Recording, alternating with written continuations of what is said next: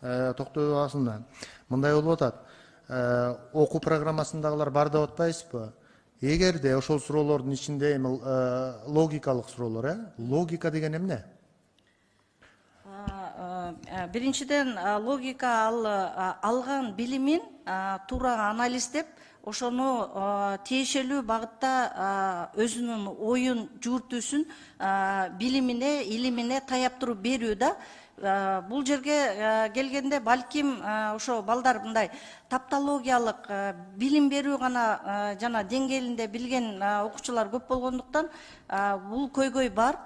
Биз муну республиканын бардык билим берүү мекемелерине айттык. Токтобай, мындай кылбайлы, буну талаш маселе кылбай, келечек үчүн жакшылап карап коюшубуз керек. Мисалы бир логикалык суроо берейинчи. 5 теректе 5тен алма өсүп турат да. Ошонун 10 алмасын терип алса канча алма калат? 5 терек өскөн алмада 5тен өсүп турат. 10 алма калат. 10 алма калат. Кечиресиз, тереке алма өспөйт. Көрдүңүзбү? Мынакей.